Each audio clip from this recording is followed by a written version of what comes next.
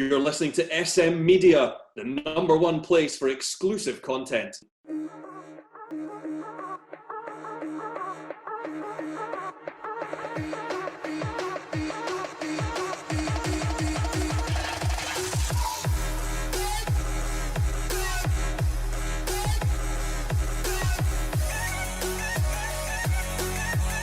Hi everyone, welcome to the latest episode of the Scottish Football Show right here on SM Media. I'm Scott McPike. It's an absolute pleasure to be your host as always.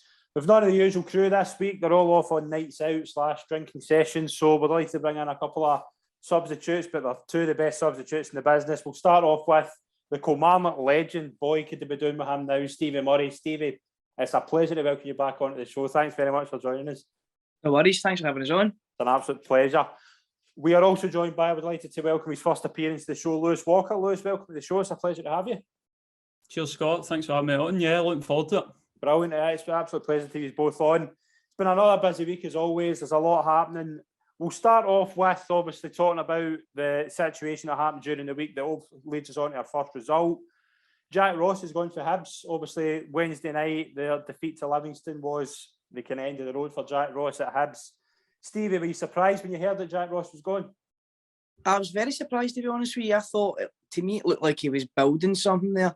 I don't think he's been there a very, very long time, but he seemed to have the nucleus of a decent team. But I kind of see the same thing with Hibs over the last few years. They're very inconsistent. They can be world beaters one week, and then, as you say there, getting beat off of Livingston, who ended a terrible run they were on, and there's a few other poor results as well before, and obviously getting to a cup final and then still getting sacked. I think it's very harsh. I like Jack Ross. I like the way he plays football. I like the way he gets his teams to play, and I don't think it's a very thought out decision. I think it's a reaction decision, to be honest with you. Lewis, what was your thoughts when you heard Jack Ross was going, especially as Stevie says, a cup final next weekend? Obviously, it's going to be an interesting few days for Hibs. Well, not exactly the best of preparations, is it, for ahead of a cup final and the mood in the camp? I mean, it's football in a nutshell, isn't it? It's the highs and lows. I mean, the result against Rangers they were outstanding at Hampden. Like, they had a game plan, they've won the game 3-1, but it's a results-based business. You look, it's 1-1-9 for Hibs, I believe.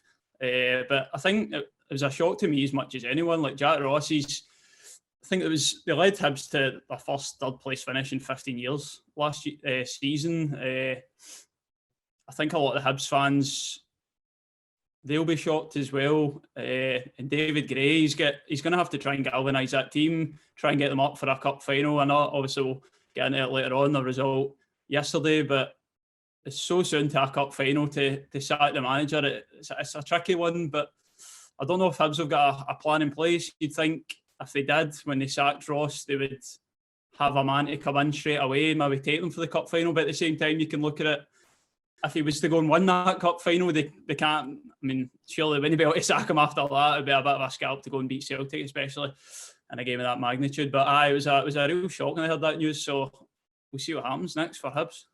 Stevie, the kind of thing you would think about is obviously with Hibs, they beat Rangers in the cup. They were outstanding that day, but league form has been a worry, particularly how good they start. You've now got a league game on Tuesday where I think they're away to St Johnstone. I might be wrong in that. If they go into that without a manager, then if a new manager comes in between then, his first game is going to be a cup final. That would worry a bit. Or do they just go with David Gray until the cup final? But then here's another wee thing. If David Gray wins that cup final, what position is he in? It's all ifs and buts, isn't it? It's sliding doors. I think it depends what kind of applicants you get for the job. But at the same time, obviously, David Gray's won the cup, won the Scottish Cup with him as a player, and he's a bit of a legend to the supporters. So I would imagine if he went on and did beat Celtic in the cup, that he'd be a hot favourite for the job. It's kind of similar to that kind of Man United interim manager stuff, isn't it? Because they're talking about they're waiting to the summer for Pochettino, but if Ranić comes in and does well, you're going to put him out the door. I don't know. I think, as Lewis was saying, it's a results-based business. It seems to be managers' heads are on the block week to week. You don't really deal in seating years or 2 years anymore. It's always kind of a quarterly basis now. You kind of get evaluated after 3 months of the season, and if you're not doing well, you're out the door. It's just, they're quite fast acting, these clubs these days now. Aye. Lewis, obviously with some of the names that have been mentioned, Alex Neil seems to be he was the front runner for a couple of days. It's all went kind of quiet. What sort of manager do you think Hibs could be looking at and probably should be looking at? It's a tricky one, Scott. I mean, obviously you say Alex Neil, he was down at Preston, that was right. Kind of mixed there. Obviously did brilliantly with Hamilton, taking them up into the Premiership. In terms of Hibs, I've spoke to a few people this week. I know it's probably based on mainly how well he's doing down the lower leagues, but I've seen Kevin Thompson's name being mentioned. I don't know. I think it would be a bit too big a job too soon for him. But obviously, the way he's going down there, people are going to take notice of that. It's the only unbeaten team left in the SPFL with Kelty at the moment. He's an ex-player. Personally, I don't believe Hibs will go down that route. I think they will go down someone with a bit more experience. But if I was Hibs, would I go with him? I don't think I would. But Alex Neil, I think he will be the man. You said that Hibs went a wee bit quiet there. I think the experience of Alex Neil, he seems to be the favourite. I think that's what they will do after the cup final. It's going to be now, because I know you did mention there about David Gray. If he was to go and win it, does that throw another span on the works? I think David Gray's come out and ruled it out himself. I don't think he wants to go down that route at the moment. So I think Alex Neil is going to be the man, and he will do it. I think he'll do a steady enough job there to kind of get them back on track. I think Alex Neil makes the most sense. I think it's the name that doesn't seem to go away. Stevie, what about yourself? Is there any names you've heard linked with the job, and who do you think could be the man to go forward at Easter Road? Honestly, it could be. I heard a story through the week, right? This is going to be a bit off-piste here, but the Aberdeen job a few years ago, Neil Warnock applied for that job, right, when he was kind of still doing well at Cardiff, and he had Cardiff into the Premier League and stuff. It was maybe just after that he applied for the Aberdeen job, and he didn't even get an email back to say thanks for your application. So, I mean, if people are getting knocked back for a job at Aberdeen, and I've no idea what kind of route Hibs are going to go down, do you know what I mean? Because they could go, as Lewis said, if Kevin Thompson's name has been mentioned, that might be an attractive, appealing thing to them, because if you look at a lot of clubs now, they're going down the younger manager route, aren't they? Yeah. A younger, fresher approach to it, rather than the old school hairdryer, boot up the arse type of manager. They're wanting more of a measured approach. And I mean, if it's a young guy who does well in an interview, you'll even see it up at Dundee United with Tam Courts getting that job as well. There's a lot of younger managers, and a lot of clubs seem to go down that way. So I honestly wouldn't be surprised if they were considering Tomo. But it's a massive job. Hibs are a huge club. A huge club. We've got a fantastic stadium, brilliant training ground, and everything's in place there for them to move forward. Obviously, it doesn't make sense to go up against the Old Firm because they're going to dwarf everybody else in terms of money, but the infrastructure's in place there for them to at least be third or fourth in that Premier League. Yeah, definitely. But that moves us on nicely to talking about the results over the weekend. We'll start at St Mirren Park, where St Mirren drew 1-1 with Hibs. Lewis, it was David Gray's first game. A draw was probably a fair result in the end, wasn't it? Just going by the game, Campbell gave Hibs a lead. Shaughnessy got St Mirren level late on. I think if you listen to both managers, I think a draw was probably right in the end, wasn't it? I think so. I think Hibs started quite well. A couple of chances for Kevin Nisbet early on, a couple of headers he had. I think a boy that's maybe a wee bit short in confidence at the moment could have had Hibs maybe a couple of chances early on, but they got their goal. Josh Campbell, he's first for the club. That'll do his confidence the world of good. Seems to be quite a promising prospect. The middle of the park for them getting his chance. Wonder if that will continue with the new manager. Who knows? But David Gray came out and said it as well. I think they invited St Mirren on. They seem to try and hold on to their lead instead of maybe trying to go maybe 2 and 3 in front, and they were punished in the end. I mean, it was some finish with Josh O'Shea, to be fair. I mean, I think that's his 5th of the season or something like that. Maybe he should be playing further up the park. Aye, definitely. But it was probably a fair result in the end. I would say St Mirren probably did deserve something for their second half performance. Stevie, a classic game of 2 halves, you would say. Hibs had the better chances in the first half, and St Mirren obviously took their chance in the second. Aye, I would say that as well. I mean, the finish for the St Mirren goal was great. Cap caught it in a half volley in the box. It was just like great instinctive finish. Martin Boyle was involved, obviously, in the Hibs goal as well. I think when he's on song, that front line can be unstoppable, but I think Nisbet's just struggling for a wee bit of form right now. I like the boy in the middle of the park, Newell, as well. He's very tidy on the ball, left-footed boy. He's quite a cultured left foot. But I think, looking at the conditions yesterday as well, it was kind of windy, pouring down. It looked, it's like that famous, can you do it on a Tuesday night at Stoke kind of thing. And most of the time, the technical players don't really thrive in an environment like that. So I think it turned into a bit of a scrappy affair, but a draw was probably the right result. Yeah, so it kind of leaves Hibs in a situation, and they probably need a League One as soon as possible. They might get that on Tuesday. They actually played Dundee, not St Johnstone. But we'll touch on Ross County, who beat Dundee 3-2 at Dingwall on Saturday. Samuel with a goal, and then Ross County went 2-1 down, 2 goals with McCowan. And then Charles Cook brought them in front at 3-2. It was an own goal as well. Stevie, Ross County, that's a massive win for them, obviously, to lift them off the bottom of the league. It's a huge result. I didn't realise St Johnstone were going to be bottom of that league. I really did. I think obviously starting off the season, Callum Davidson was getting touted for different jobs and things like that, and I can't believe how bad it's going for St Johnstone. But what a great result for Ross County. I was listening to an interview on the radio with Malky Mackay, and he was talking about it was they had to dig in. They get rid of a couple of players in the summer that maybe didn't have the right characteristics for a team that he likes, and he brought in guys that are going to keep going no matter what. Great, better attitude and things like that. And then he was saying that they scored the winner at the jail end where the Staggies Ultras were. And I was trying to picture Staggies Ultras.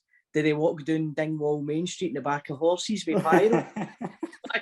You know what I mean? But I'm going to need to come up with some sort of vision of a Staggy Ultra. I don't know where that's going to be, but I'll figure it out. I mean, it gives Ross County a massive boost of confidence off the bottom of the league. Lewis, what do we think about Ross County? Do we think this because they scored 5 away at Dundee, they've scored 3 against them at home. There's a lot of positives to take out of their season, but until now they're maybe not getting the results, but that's a massive boost for them. Oh, it's a really big one from Scott. Obviously now off the foot of the table, that's going to give them massive confidence to players that they can potentially stay in this league. Folk were saying it maybe too early to call it like a relegation 6-pointer as such, but no, it's a huge win. I've heard a lot of people saying Ross County maybe the results haven't quite matched their performances. They've not been as bad as maybe their league position suggests. But just focusing on Ross County, but Dundee missed a power of chances in that game. Like they could have that result 3-2 to Ross County. It could have been the other way. It could have been 4-3. It could have been honestly any score. Dundee were good. There were mistakes on their own behalf for the goals as well. But it's kind of one of those ones, isn't it? Where they created tons of chances, didn't take them, and just gave away too many mistakes, and Ross County punished them. That's what happens at that level. I think Mike Peck said that as well. They can't afford to.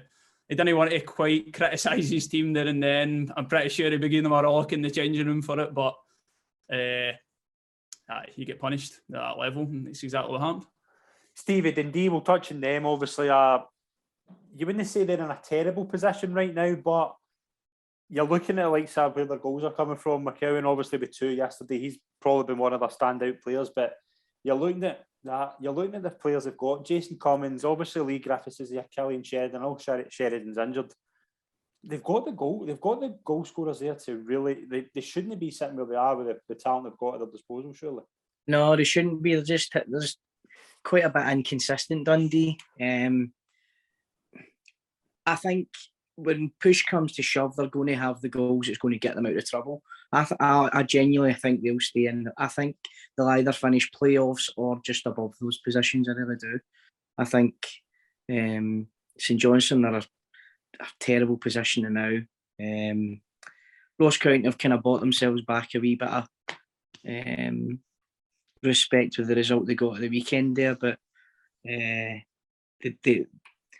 going to be in the mix. But I don't know. I think when you've got goals down at that end of the table, that's the one thing that's going to get you out of that trouble. Do you know what I mean? Even if it's 4-3 win, you'd rather a 4-3 win than having 10 men behind the ball and getting a nut on each. You know what I mean? You need to win games in that position. So I think they've all got out there. Lewis, what do we think about Dundee? Obviously, this thing, I know we keep getting back to it, but Lee Griffiths, the likes of Lee Griffiths, Jason Cummins, they do have the players.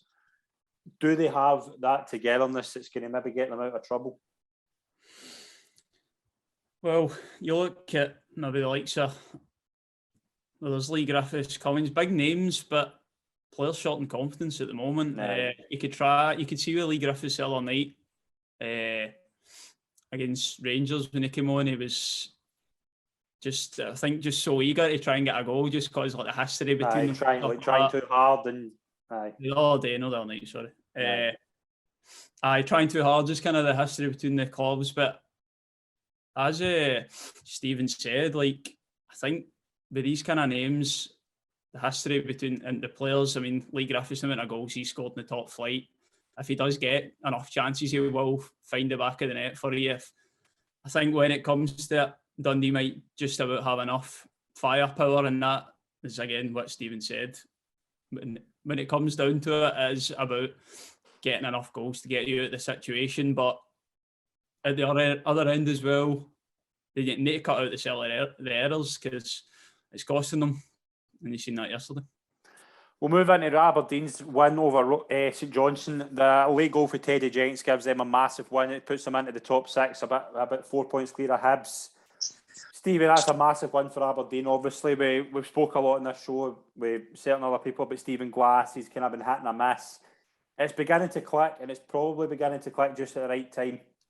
Aye, definitely. It's a huge win for Aberdeen, another massive club. I think that's the third one in the bounce now, so he's starting to kind of turn around the fans up there and that big boo machine they bring out at half time when they've not scored a goal. And honestly, you want to hear it up there. It's nuts. I think we've passed success, and don't get me wrong, it wasn't a million years ago, but you're talking 80s, mid to late 80s.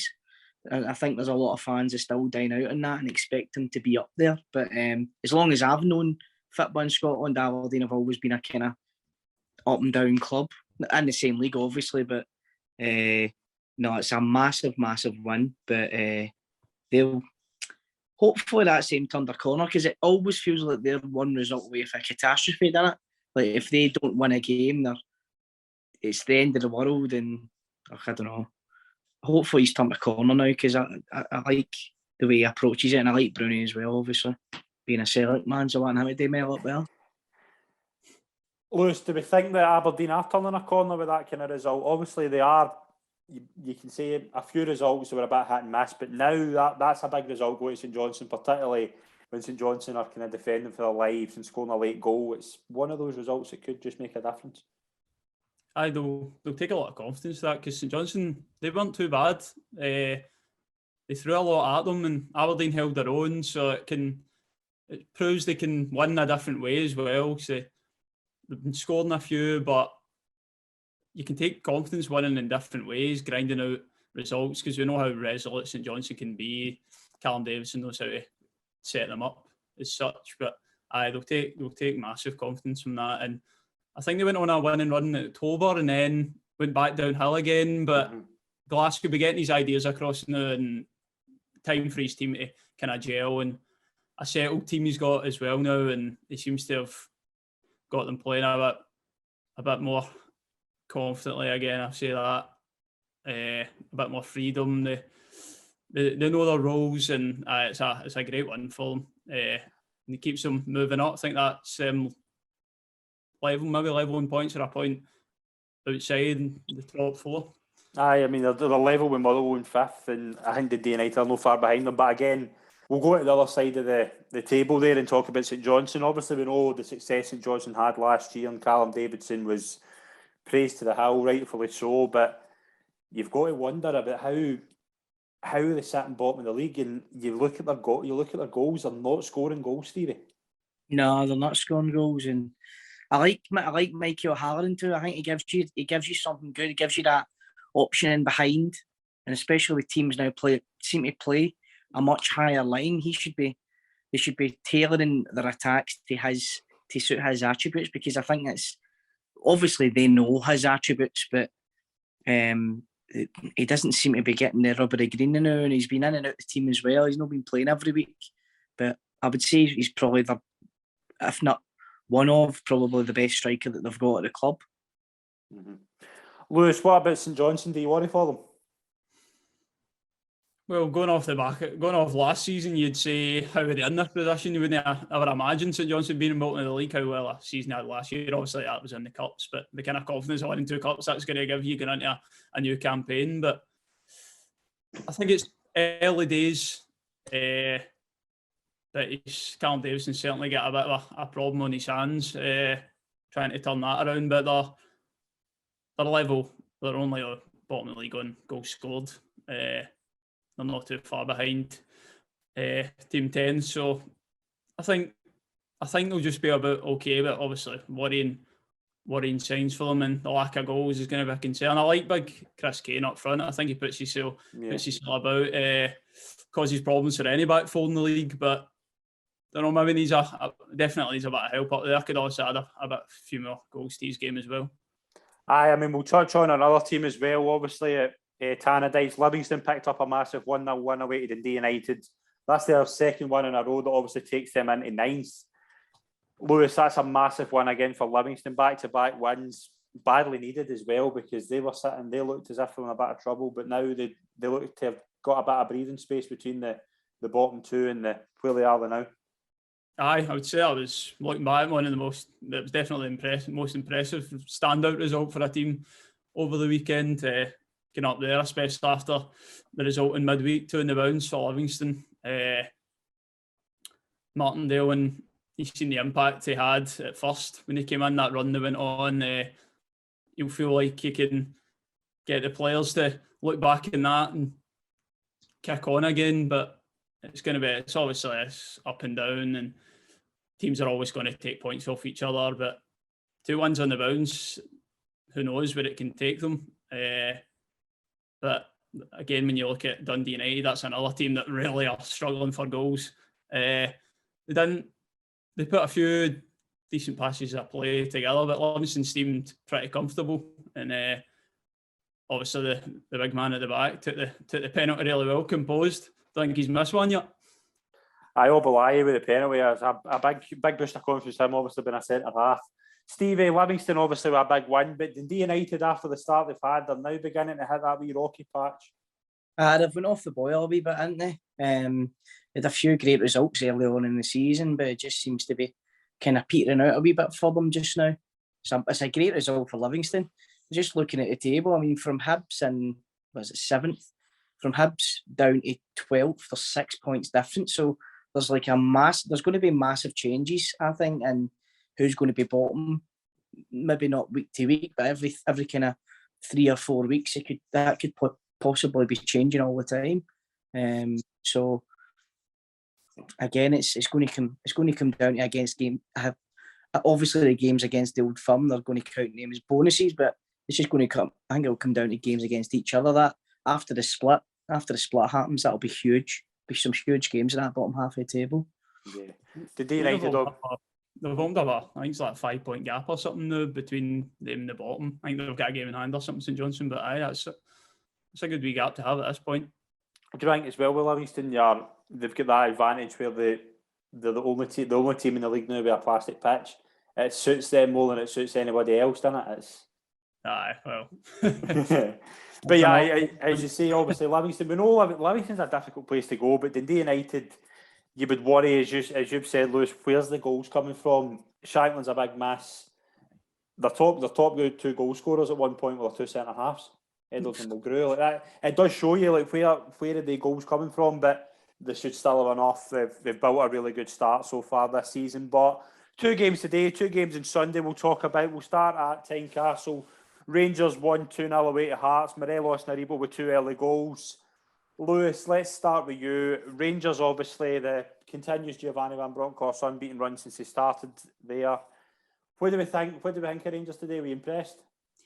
Really impressed. They came out the traps quickly. They settled the crowd down. Obviously, a really difficult place to go, Tynecastle, for the Old Firm. They see that as the kind of biggest test, if you like, in the away fixture calendar. I thought they were excellent, especially first half Rangers. Got their goals, settled them down, but to be fair to Hearts as well, they came fighting back. McGregor had a really good game. I think he might even get man of the match. 2 goalkeepers were outstanding all game. As you say, both goalkeepers were brilliant.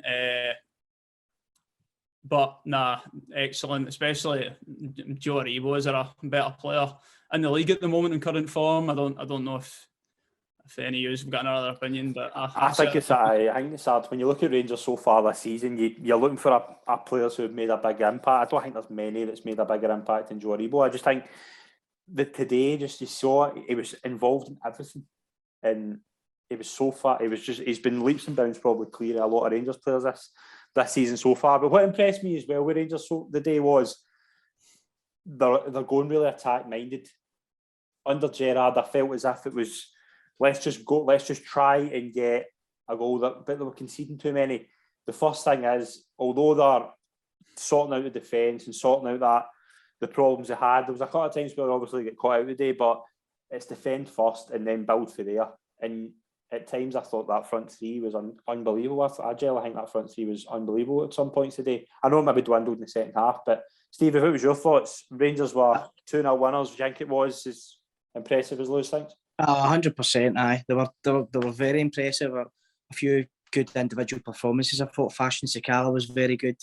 You're beginning to see now why he's been brought in. He's beginning to kind of get it, isn't he? Like, 100%. And I think you can tell Morelos he needed a bag of ice for his bottom lip when he got 2 calf. He was wanting to steal. He probably felt there was more goals in that game for him, to be fair.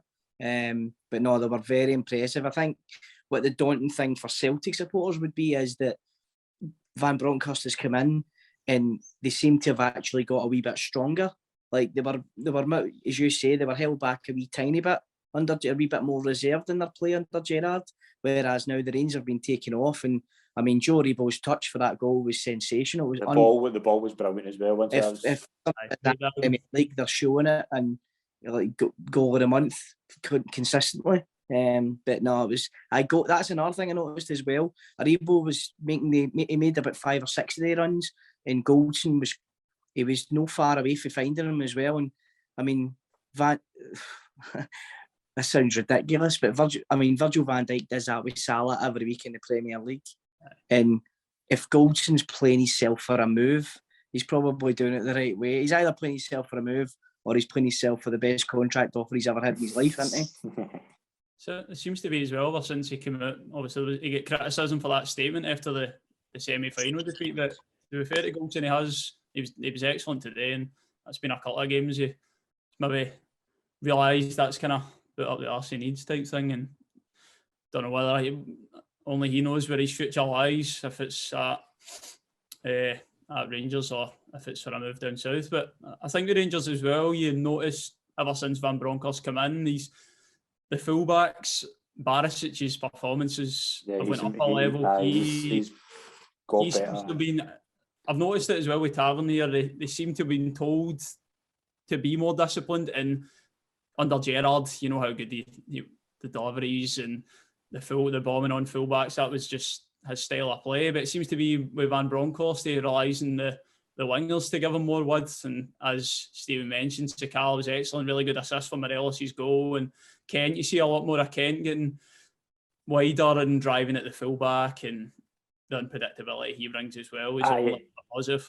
It just seems a lot more. I know I'm going back to the first training session where we saw that infamous video where Roy Mackay talking to Ryan Kent. Keep it simple. That is what they're doing. Like it's not this like fanning about, for lack of a better term, they're not conceding that first goal. Hearts today, obviously, we saw that Hearts had a lot of chances. McGregor had an outstanding game, as did Craig Gordon. There was a couple of really good saves both made, but you just look at it, it is just build from the back. It's more like let's just keep the goals out. Let's not make mistakes. Let's just keep it. I thought Bassey again, but I thought Bassey was terrific. I think he's learning more and more. Particularly, I would probably praise Goldson a lot for that more than anyone, because Bassey's not a natural centre half, but I think Goldson does talk him through the game. Yep, that's another option as well for Van Bronckhorst. But I thought Bassey would be a centre back option. Just looking at like Hollander and when he comes back from injury and Balogun, so rotating maybe the two of them. But it seems like he's got another option there. Yeah, definitely. But again, Rangers going to Wednesday night against St Johnstone. They're obviously starting really well under Van Bronckhorst.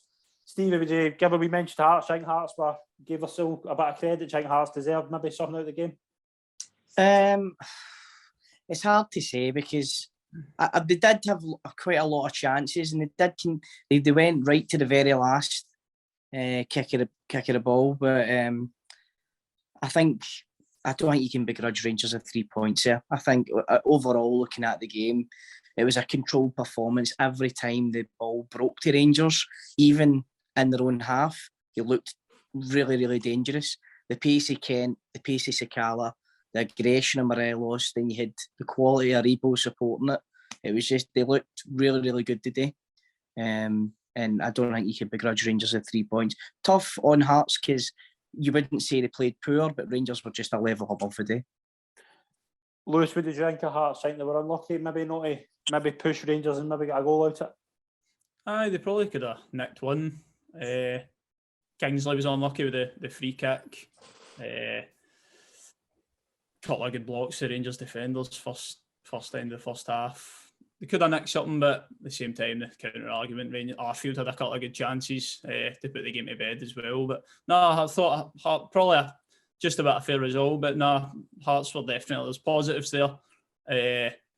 But that's kind of created a big gap between the top and the third now, 12 points or something. So that would maybe no say Hearts are going to fall away such, because nobody expects Hearts to go and compete with the Old Firm in terms of the title space.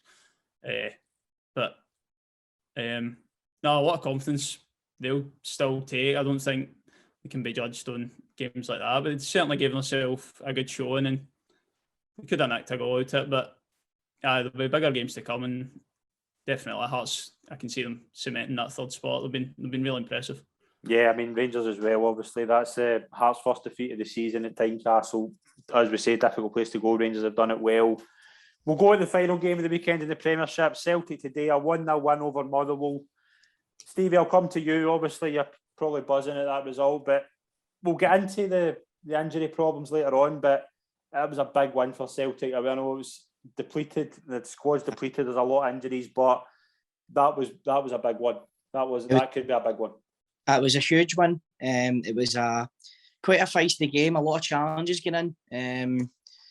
And the goal was a quality training ground routine and a great Rogic. Rogic's found this new wee bit of form. It's just sense. I think he just needs a manager that believes in him. He's a confidence player, and if his manager believes in him, he's unreal. It really is. He plays in the wee gaps between midfield and attack that it's very difficult to pick up.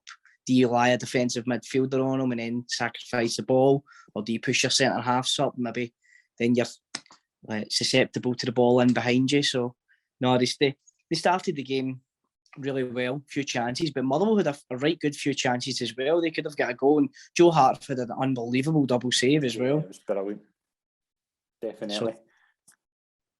Before we get, we'll bring Lewis in as well. Forrest's off today with injury. Furuhashi's obviously been out. I think he's going to be all right I hear he's going to be all right for Wednesday night. That's possibly a massive bonus for Postecoglou. Do you worry about the squad depth with that, the amount of injuries that's taking place? And do we think it's maybe just down to that lack of squad that's maybe screaming out more that these players there's a few big misses in the squad, Stevie? I mean, Jota is a huge player for Celtic. He's massive. I mean, the confidence he brings with the other players as well, because when he's on fire, then people double up on him. It leaves spaces for other players, and it's losing him out the team is a massive, massive blow. Kyogo, hopefully he's going to be fit for Wednesday night, but they definitely need to do something. January can't come quick enough. They really need to get bodies in, and quality bodies as well, because there's no point in just padding out the squad with the same old kind of type of player. We need to get a good bit of quality in, even if it's just to support the guys that are there now and struggling a wee bit fitness-wise. Because if you were measuring squad depth against each other, I would say that Rangers have obviously got a deeper, more impressive squad when it comes to what you can bring on off the bench. So don't get me wrong, there's a few right good young boys playing with Celtic now, but even when Forrest went down today, I couldn't believe it, man. It's 17 minutes into the game. He's no long back for a long injury as well, so hopefully he's no... I thought it was weird. I thought it was weird that Postecoglou came out and said after the game, he said he wasn't 100% fit, but he felt he'd be fine. Like, I know he made maybe a bad gamble with Kyogo on Thursday night, but yeah, it's a massive period, and it's a massive period, particularly if you've got a small squad, it's a massive period to keep your best players fit. And I would say Forrest is probably one of Celtic's most important players, because he's one of the men who's been there and done it, and Celtic need that big game experience right now, particularly kind of ahead of this massive Christmas period that's coming up, particularly that 2nd of January game and that cup final. He's one of the rare dependable guys in that squad. He's always turned up in the big games, and he's always put in big performances, and he always scores important goals for Celtic. Yeah. So, I mean, the fact that he's struggling as well, it feels like a lot of the creativity is going out of the team with Jota and Forrest, and I mean, Rogic was out for a spell there as well. So, I mean, we want to get all these guys back, because with all the guys fit, who knows what kind of team he's going to put on the park, because it could be something sensational, you know what I mean, going forward.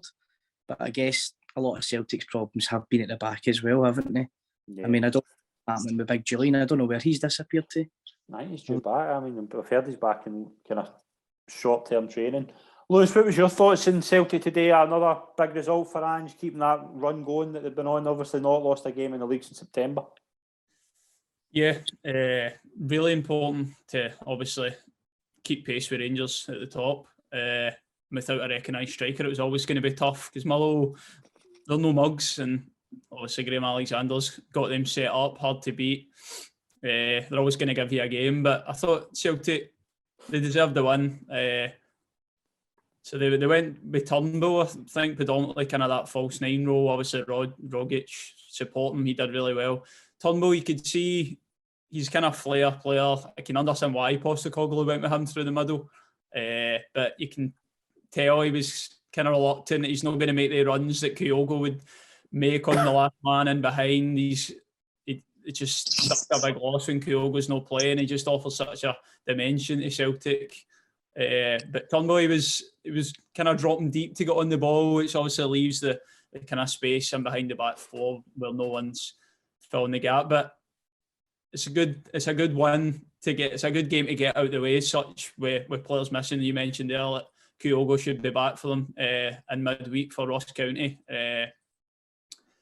So he'll be massive, of course, getting back, especially ahead of the cup final as well against Hibs. Motherwell as well, they were really good. They could there was a good shout for a penalty as well on Watt. I think the flag ended up going up as well side, and I don't actually see whether he was or not. But Celtic done well under the circumstances, and as you have mentioned about Forrest, I know it's just the last thing Postecoglou needs, isn't it? Obviously with Jota on the sidelines at the moment as well. Yeah, I mean, it's a massive win for Celtic, but you've got that wee nagging doubt as the injuries beginning to build up. Sunday's a massive game for Celtic, obviously, and Hibs will touch on that. We'll do a wee preview later on in the show. But again, Celtic, the main thing Celtic are doing now is obviously keeping pace with Rangers. They're getting those results. They're getting a lot of confidence going. You can see it sometimes. Celtic play magnificent football. It's so good to watch at times. You can see just that. I thought particularly, again, you touched on Aribo there earlier, been one of the players this season. Callum McGregor at times has been unplayable. I thought particularly he's took to that captaincy like a duck to water. He's just leading that team. He's driving them forward. I think McGregor's a big player. But again, it's been another exciting weekend in the Scottish Premiership. Let's get into the other three leagues. We'll touch on them quickly. We'll go into the Championship. Stevie, your former club Kilmarnock, another defeat against Wraith Rovers. That's why Wilson's not on. He's actually so upset about Kilmarnock's result. His number one club. that he's not on the show. Stevie, Kilmarnock, you've got to be concerned though about how it's fallen down. We get sent a wee thing. They've only taken 4 points from 24 against the other 4 teams in that top 5. That is massively concerning if they want to go and win that league. Yeah, I don't know what's happening there just now. I fancied them very strongly to come straight back up. And I just...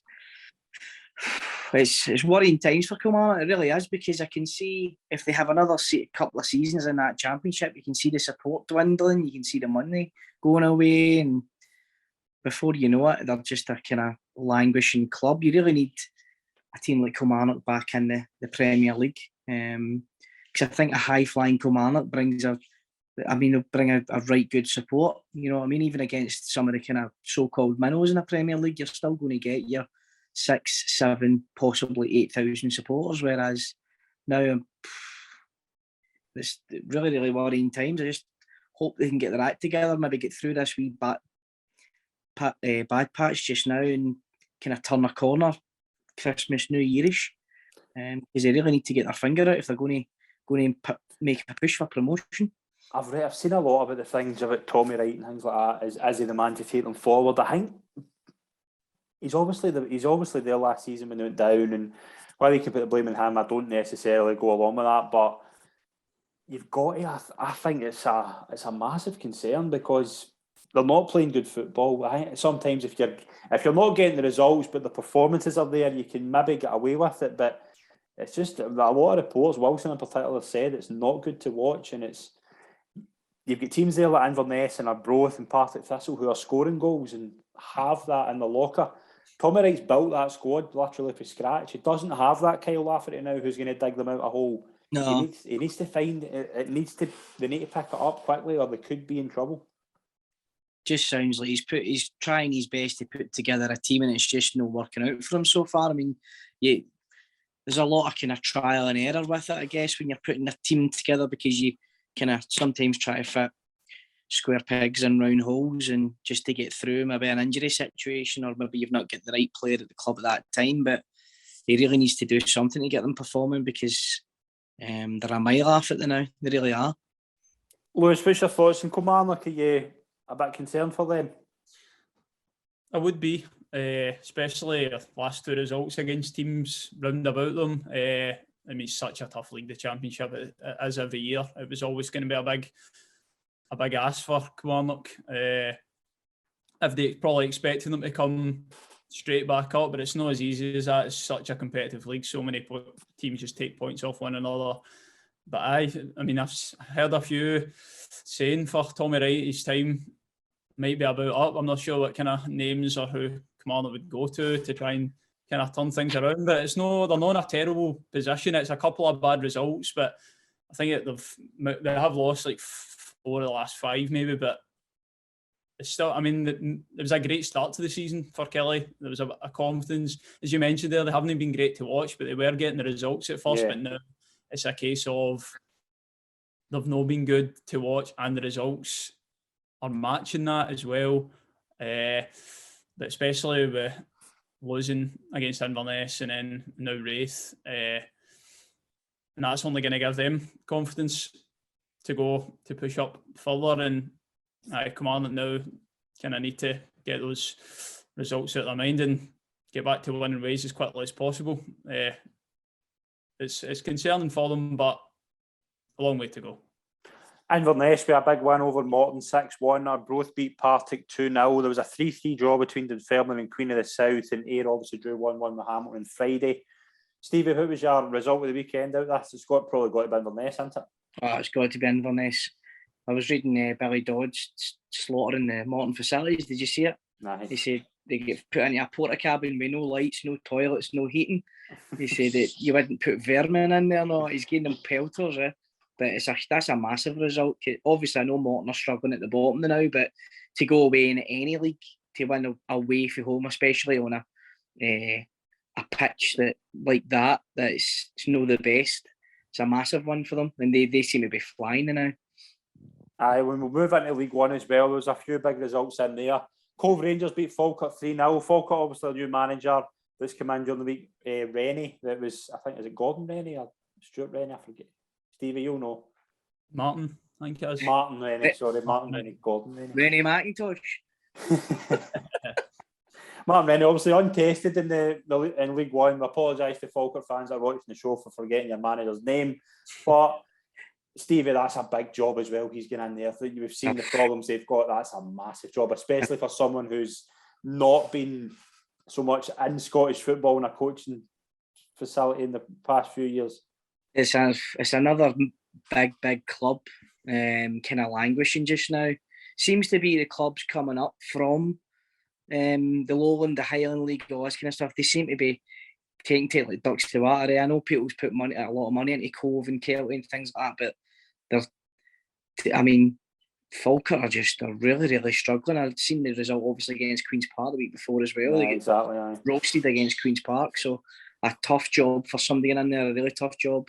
I don't know if I think I'd have went a wee bit more experience of Scottish football than that, but how am I to tell them? I thought it was tailor-made for Brian Rice. I thought all reports where it was Brian Rice, but yeah, Martin Rennie seems to be the man they're going for. Lewis, obviously not a great start. I don't think Rennie was in charge for this, to be fair, but Cove Rangers obviously sitting top of the league, went to the Falkirk Stadium and beat them comfortably 3-0. Cove look rock solid, don't they? I mean, they just look as if they're improving every game. Megginson, every week when you look at that team, the Cove game, Megginson's get either a goal or an assist. They've just got a lot of good players and they're doing well. Well, player of the month for a reason. Player of the month, Megginson, November. Cove, they're flying, aren't they? Under Hartley, they just look tough to beat, hard to catch, being chased. But I thought the boy, is it Morgan Neal? I seen a video on Twitter. His goal. I don't think you'll see a better goal in Scotland this weekend. I mean, some strike 25 yards for top bag. You don't save them. No, definitely not. We'll go through a couple of other results in League One. Montrose, Graham Webster got a double as they beat Dumbarton 3-1 away. They're now sitting second. Clyde beat Alloa 1-0 and Peterhead drew 1-1 with East Fife. Stevie, it's looking like Cove are probably going to go a bit clear. Obviously, Queen's Park game get disallowed, get postponed due to COVID. Mm-hmm. Cove look good, don't they? They look very good. They seem like a very well-run club as well. So they do. I know they've got obviously a tough catchment area for players up there with regards to like your Aberdeens, your Inverness, your Ross County and things like that. But they do clever business, Cove. I like the way they go about it, and I can see them in the Championship. I can see them actually doing well in the Championship as well. They could be another Ross County and get all the way up to the Premier. Yeah.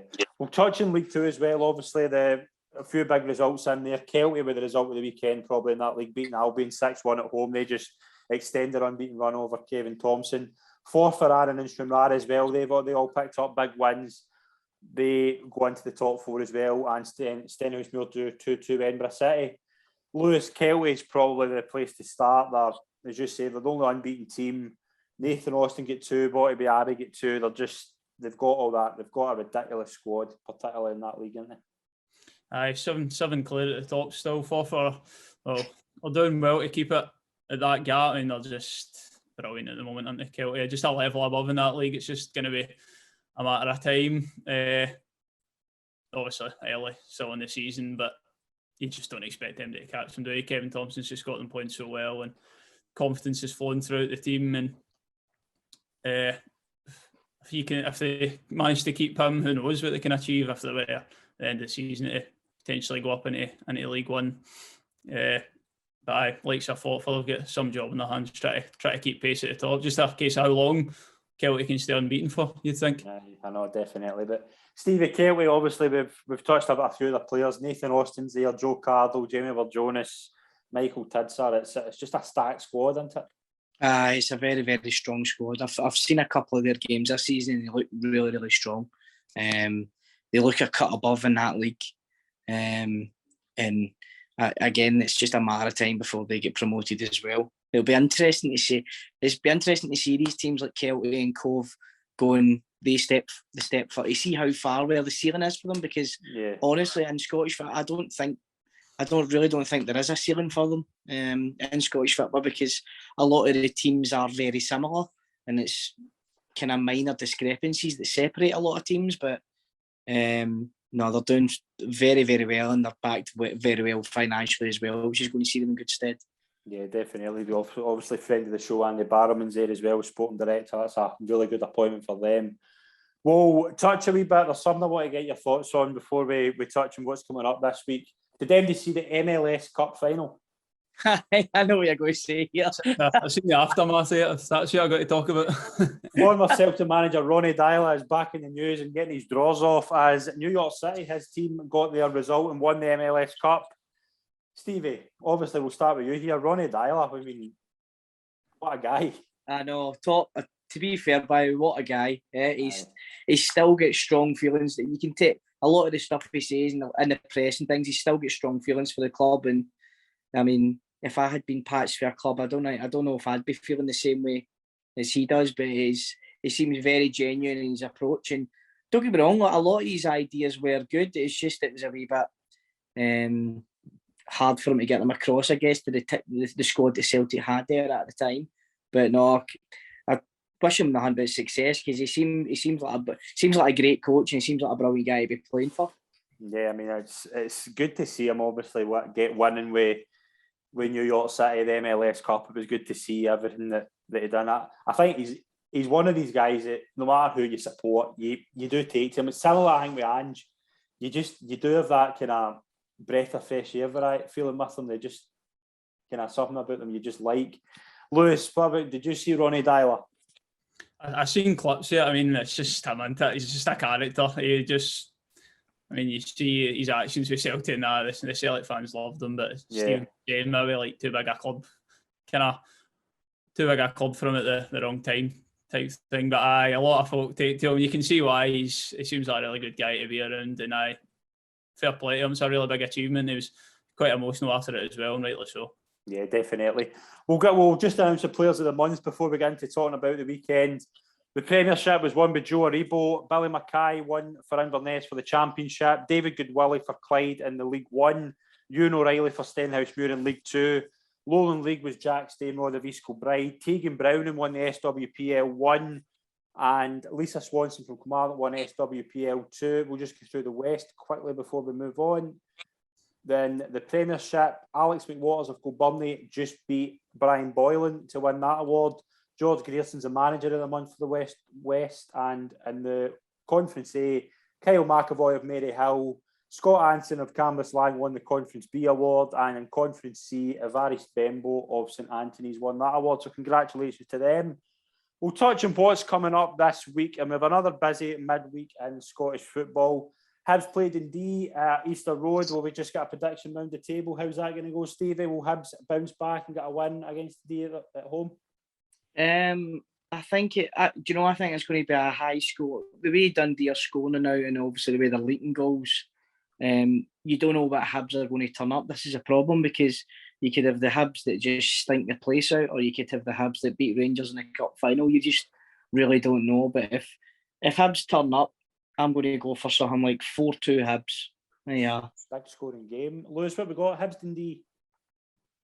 I do a score predictor with my pals, so I wouldn't want to disclose my score, but I suppose I suppose I better do it. No, I think as good as Dundee were offensively at the weekend, they were quite poor at the back. I think Hibs will bounce back in front of their own fans, in front of David Gray. I think Hibs will just sneak it. I'll go 1-0. I think Hibs will bounce back well. I think Hibs are going to have a massive boost going into the cup final. I'm going to go 3-1 Hibs, so that's basically all went for a Hibs win. Rangers St Johnstone, I'll kick off. I think Rangers will keep their run going. 4-0 Rangers, I think Rangers will just, right now, they're beginning to hit that gear, and I think St Johnstone are really struggling at the moment, so I'll go Rangers with a comfortable win. Lewis, what have we got? Rangers St Johnstone? I think Rangers will continue on. They're good form. Can't see too many. So we're going for Rangers. What was the score there you said, sorry? Sorry if I cut it there. 3-0, sorry. 3-0. Stevie, what have we got? Rangers St Johnstone? I would agree with Lewis. I would go for 3-0. Can't see St Johnstone causing any problems at all. And it'll just be one of the midweek games where Rangers get their tails up early doors, and it'll turn into an exhibition match once they get the third goal. Celtic go to Dingwall to play Ross County, Stevie. Will Celtic win? Yep, it'll be a doing 3-0 away win. I agree with you. I think Celtic win comfortably. I'll go 3-1. I think Ross County will score. Lewis, what we got? Will Celtic beat Ross County? I think they'll win. Just a case of how many. I don't know if I can see County nicking a goal. Nah, go away 2-0 Celtic. Very good. We'll be doing a Scottish League Cup final preview show on Friday. That will probably drop on Friday morning. So we're going to have a busy, obviously, weekend coming up. We'll also have the final episode of the Scottish Football Show extra coming up with Rutherglen Glencairn before that goes on a break for the season. And there's another busy week of Scottish football ahead, so please stay tuned for that. Stevie, Lewis, we're going to wrap up the show there. It's been an absolute pleasure to you both on. Thanks for joining us. Cheers, thanks very much. Thank you very much to everyone that's tuned in. Please subscribe to our podcast and YouTube channels and follow us on social media. Thanks very much, everyone. We'll see you soon. Cheers.